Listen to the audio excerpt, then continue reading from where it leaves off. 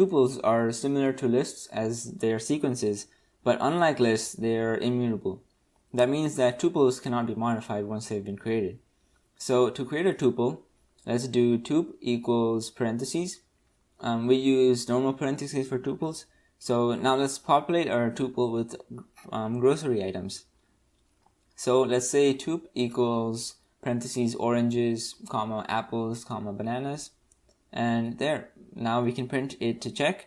So now, like I said, tuples cannot be changed. So if I want to say that tup 0, or like if I index the first term, I can do tup 0, or the first value of the tuple should become cherries. If I try to do that, tup 0 equals cherries, it will give me an error. However, although we can't change tuples, we can still access specific values in a tuple. So instead of changing tup 0, I can access it by simply typing tup 0 and then entering it if we're in the console, or printing it if we aren't in the console. So everything we can do to list, we can do to a tuple, except we can't change or update a tuple. However, we can still add tuples.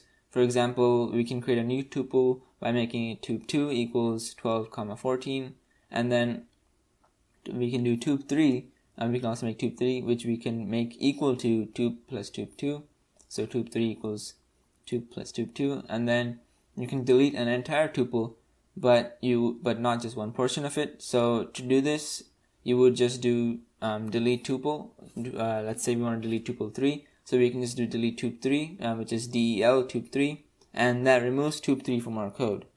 Again, we can call the len function or length function, and you just type the len. So we can call the length function to see how many times we have, how many items we have inside our tuple. So we can just do len parentheses tup to get 3, because that signifies that we have 3 items in our tuple. And we can also do tup times 3 to get apples, apples, apples being repeated 3 times. And yeah, that's basically it for tuples. Just make sure that you understand that tuples are immutable, and you should be good to go other than that.